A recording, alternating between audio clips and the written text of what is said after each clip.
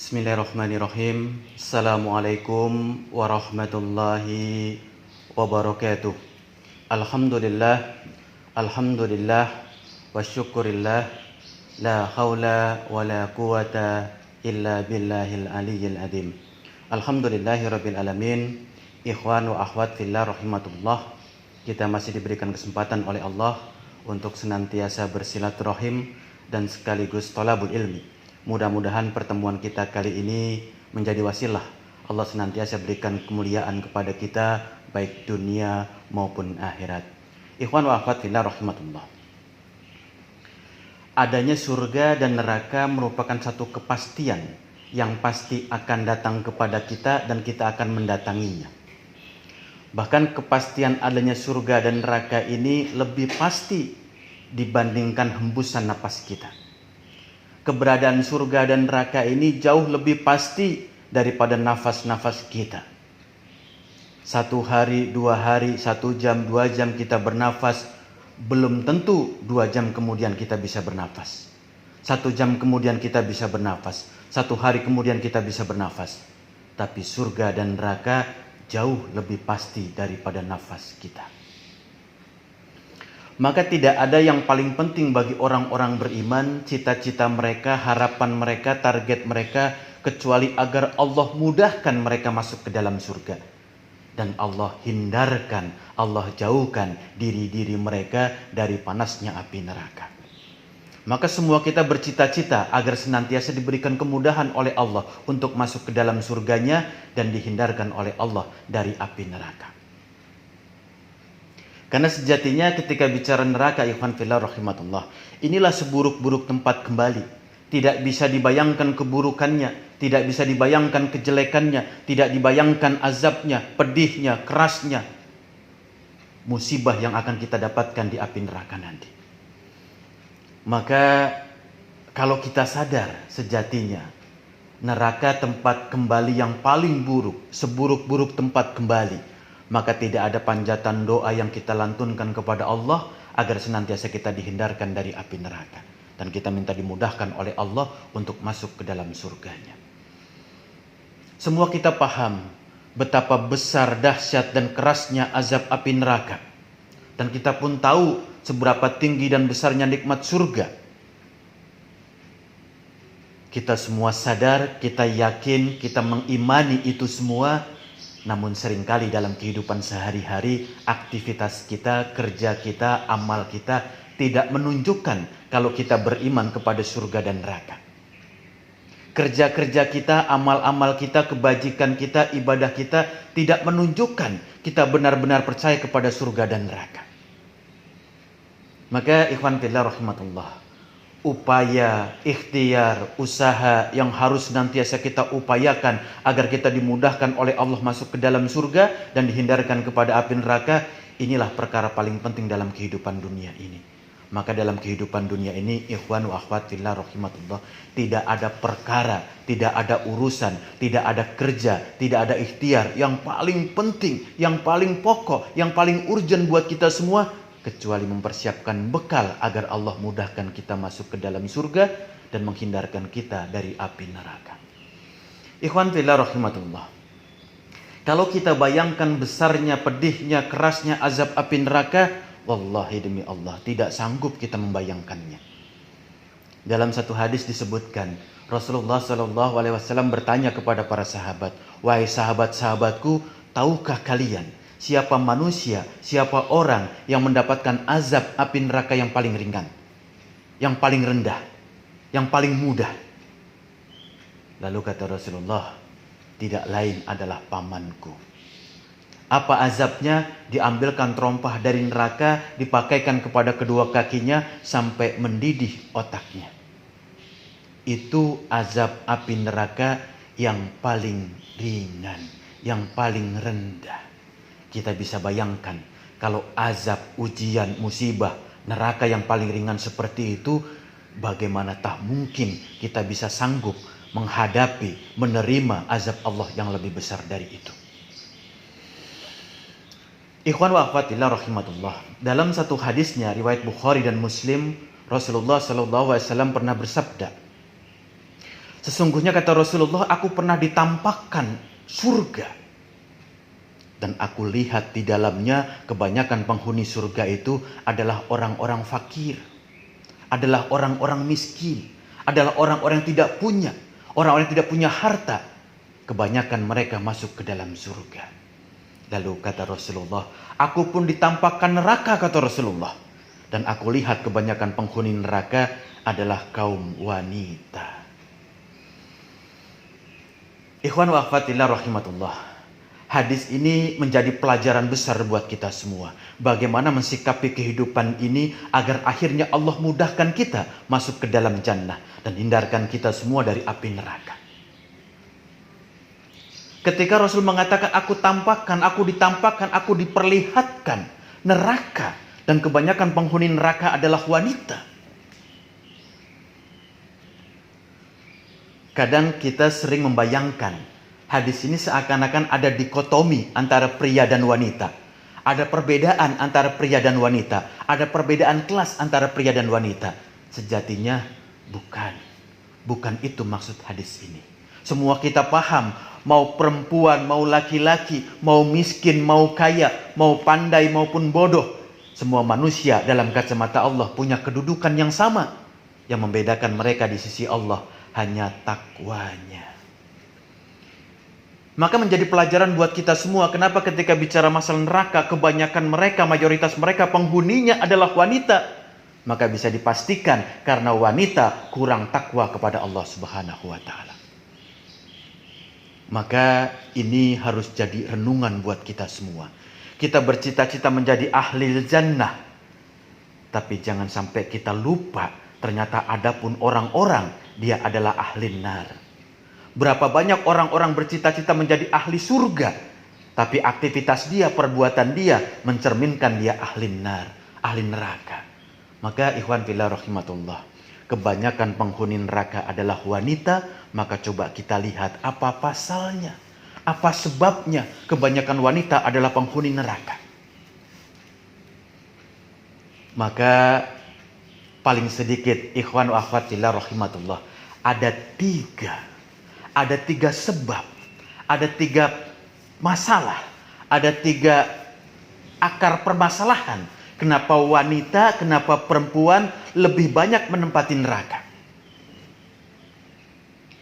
Kita akan bahas pelan-pelan. Mudah-mudahan tiga hal ini menjadi pelajaran buat kita. Menjadi ibroh buat kita. Menjadi pengingat buat kita. Agar kita semua terutama wanita memperhatikan hal ini. Agar diri-diri mereka dimudahkan oleh Allah masuk ke dalam jannah. Dan dihindarkan oleh Allah masuk ke dalam api neraka. Apa yang pertama? Pertama karena wanita, kebanyakan wanita, mayoritas wanita dia kufur. Kufur kepada siapa? Kufur kepada suaminya. Ikhwan wa akhwat fillah rahimatullah. Penyebab utama, penyebab dasar seorang wanita, banyak wanita masuk ke dalam nar, masuk ke dalam neraka lantaran dia kufur terhadap suaminya. Seorang suami tentu ikhwan wa akhwat fillah bukan manusia yang sempurna, yang perfect, tidak ada kesalahan, tidak ada kelemahan, tidak. Semua manusia sama, mau dia perempuan, mau dia laki-laki, mau dia istri, mau dia suami. Suami pun punya kelemahan dan kekurangan. Maka seyogyanya ketika suami istri dalam satu rumah tangga, istri punya suami, maka pastikan harus senantiasa penuh rasa syukur kepada suaminya. Karena berapa banyak istri-istri dalam rumah tangga dengan suaminya yang penuh dengan kelemahan, kekurangan, kadang-kadang tidak bisa mensyukuri keberadaan suaminya. Maka kata Rasulullah dalam satu hadisnya, sesungguhnya aku ditampakkan neraka dan kebanyakan penghuni neraka adalah wanita. Lalu sahabat yang lain bertanya, kenapa ya Rasulullah kebanyakan wanita masuk ke dalam neraka? Kata Rasulullah, karena dia kufur. Lalu sahabat bertanya, apakah dia kufur kepada Allah ya Rasulullah? La, dia tidak kufur kepada Allah, dia kufur kepada suaminya.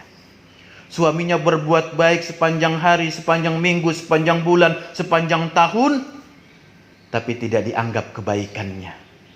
Bahkan andai kata dia berbuat baik selama 1000 tahun, tetap yang diingat dari suaminya adalah keburukan dan kejelekannya. Maka inilah wanita-wanita yang kufur terhadap nikmat Allah telah berikan suami kepada dirinya, tidak bisa dia syukuri nikmat itu semua. Yang dia ingat kekurangan, dia ingat kesalahan, yang dia ingat keburukannya, tapi kebaikan suami sepanjang hari, sepanjang tahun, dia lupa. Maka kata Rasulullah SAW, kunci keridhaan Allah kepada seorang istri tergantung ridhonya suami terhadap istrinya. Maka kata Rasulullah, andai kata saja boleh, andai kata saja bisa manusia sujud kepada manusia, manusia menyembah kepada manusia, maka pasti kata Rasulullah, aku perintahkan seorang istri sujud kepada suaminya. Andai kata boleh, andai kata bisa. Karena sebegitu tingginya kedudukan suami dalam rumah tangga, kedudukan suami terhadap istrinya. Syukuri, ridhoi pemberian Allah kepada kita semua. Bahkan andai kata seorang istri ridho kepada suaminya, bersyukur atas suaminya, maka jannah tempatnya.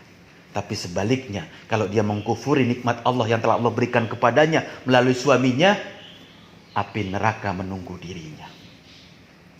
Kan disebutkan dalam hadis Rasulullah SAW, kalau ada seorang wanita, seorang istri menjaga 5 waktu sholatnya, lalu dia puasa sepanjang waktu yang ingin puasa, lalu menjaga kemaluannya, disertai dia taat kepada suaminya, kata Rasulullah, dia boleh pilih dari pintu surga mana dia ingin masuk. Allahu Akbar. Begitu besar kedudukan suami terhadap istri, maka perhatikan, jangan sekali-kali kita mengkufuri nikmat-nikmat yang telah Allah berikan kepada kita melalui suami kita.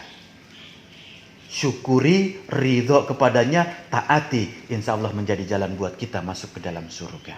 Jadi yang pertama, kebanyakan wanita masuk ke dalam ke dalam neraka karena dia kufur kepada suaminya. Yang kedua, yang menjadi penyebab kebanyakan wanita masuk ke dalam surga, masuk ke dalam neraka. Yang kedua, karena mereka biasa membicarakan aib, kesalahan, kejelekan orang lain. Mereka membiasakan ghibah kepada orang lain. Kejelekan orang lain tidak luput dari lisannya. Kelemahan orang lain tidak lepas dari lisannya. Ini yang menyebabkan kebanyakan wanita masuk ke dalam neraka. Karena ketika orang sudah membicarakan kejelekan orang lain, berprasangka buruk kepada orang lain, perhatikan ayat Allah. Allah berfirman, A'udzubillahi minasyaitonirrajim, Bismillahirrahmanirrahim. Ya ayyuhalladzina amanustanibu katsiran minal dhanni, inna ba'dadz dhanni ismun. Hai orang-orang beriman, jangan engkau punya banyak prasangka buruk kepada orang lain. Karena sesungguhnya di antara prasangka-prasangka buruk itu adalah dosa bagimu. Allah tegas perintahkan kepada kita semua. Bahkan ditujukan khusus bagi orang-orang beriman. Baik laki-laki maupun perempuan. Jaga diri kalian, jaga lisan kalian, jaga mulut kalian. Jangan sampai kejelekan orang lain, keburukan orang lain menjadi bahan pergunjingan, bahan pembicaraan, sehingga engkau terjerumus dalam dosa. Nah ikhwan akhwatillah rahimatullah, kadang-kadang kalau kita coba pahami, menyalahkan orang lain, menjelekkan orang lain, membicarakan keburukan orang lain, ini perkara ringan, perkara sepele. Tapi perhatikan akibat dari perbuatan itu, akibat dari membicarakan kejelekan orang lain itu, begitu besar ganjarannya buat kita. Begitu besar resiko yang kita hadapi. Kenapa? Ada di dalamnya dosa buat kita. Padahal kalau kita boleh jujur, manusia antara kebaikan, amal, ibadah dibandingkan dengan dosanya, wallahi demi Allah, jauh lebih banyak dosanya. Nah ini dengan kita menggibah orang lain, buruk sangka kepada orang lain, bicarakan kesalahan orang lain, bertambah dosa kita. Maka wallahi demi Allah, orang yang banyak menggibah orang lain, buruk sangka kepada orang lain, bicarakan keburukan orang lain, sulit dia akan masuk ke dalam jannah. Bahkan bisa jadi karena banyaknya dosa, mudah dia masuk ke dalam api neraka. Seringkali kadang-kadang kita bisa menahan diri, tidak buruk sangka, tidak menggibah di dalam rumah tangga kita, tidak bicarakan suami, tidak bicarakan istri, tidak bicarakan anak, tidak bicarakan orang tua. Tapi ketika masuk dunia kerja, di pekerjaan kita, di kantor kita, kita bicarakan rekan kerja kita, atasan kita. Atau di rumah tangga kita bisa tidak hindari, kita menghindar dari perbuatan ghibah. Di kantor pun bisa kita hindarkan perbuatan ghibah. Tapi di masyarakat, tetangga kita bicarakan keburukannya.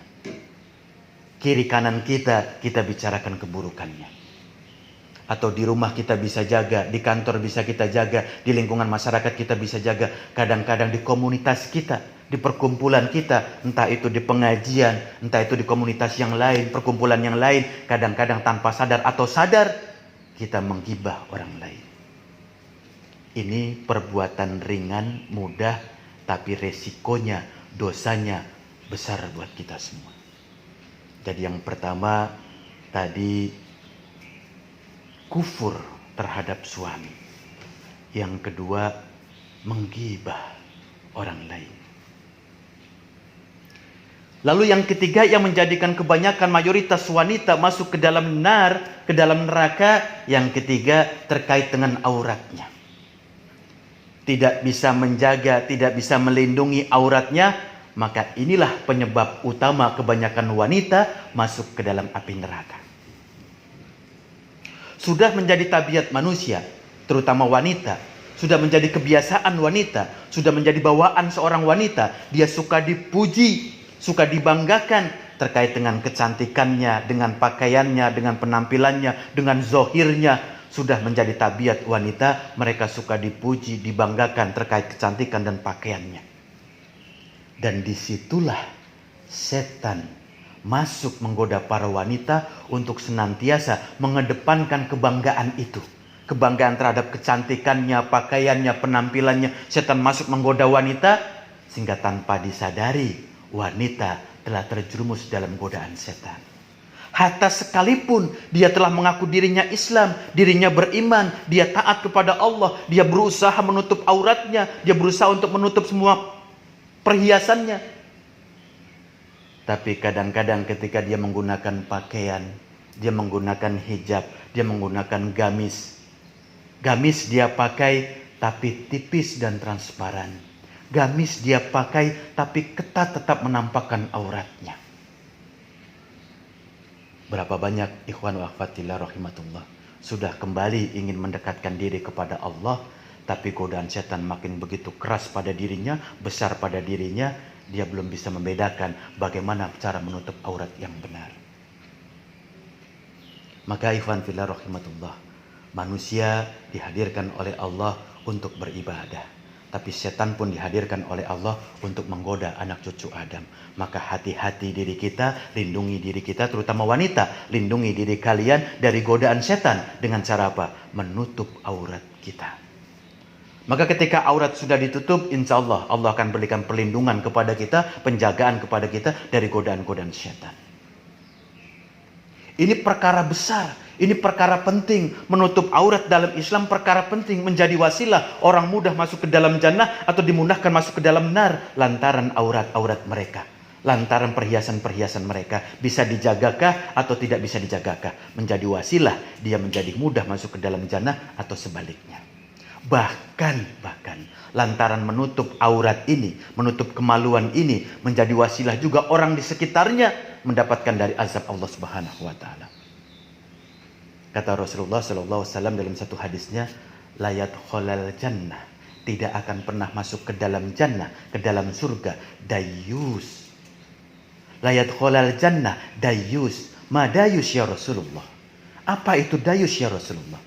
Dayus itu seorang wanita yang tidak menjaga auratnya, seorang wanita yang tidak menjaga perhiasannya, seorang wanita yang berkhalwat dengan orang-orang lain, berkhalwat dengan laki-laki lain. Nah, kalau ada suami tidak cemburu istrinya membuka aurat, seorang suami tidak cemburu seorang istrinya berjalan dengan laki-laki lain, layat kholal jannah dayus, dia tidak akan pernah masuk ke dalam surga. Jadi lantaran membuka dan menutup aurat menjadikan suaminya pun bisa terseret kepada api neraka. Allahu Akbar. Ikhwan wa akhwat fillah rahimatullah. Maka benar sekali hadis Rasulullah. Dia ditampakkan surga dan kebanyakan penghuni surga adalah orang-orang fakir, orang-orang miskin. Ditampakkan neraka dan kebanyakan penghuninya adalah para wanita. Kenapa? Pertama, mengkufuri suaminya. Yang kedua, suka menggibah. Yang ketiga, sering membuka auratnya. Mudah-mudahan kita semua termasuk hamba-hamba Allah yang senantiasa menjaga diri terhadap 3 hal tadi itu. Sehingga mudah-mudahan pula kita menjadi hamba-hamba Allah yang dimudahkan oleh Allah masuk ke dalam jannah dan dihindarkan dari panasnya api neraka. Yang hak datang dari Allah, kelemahan, kekurangan, hilaf dan salah datang dari saya pribadi. Akhiru da'wana alhamdulillahi rabbil alamin. Jazakumullahu khairan katsira. Assalamualaikum warahmatullahi wabarakatuh.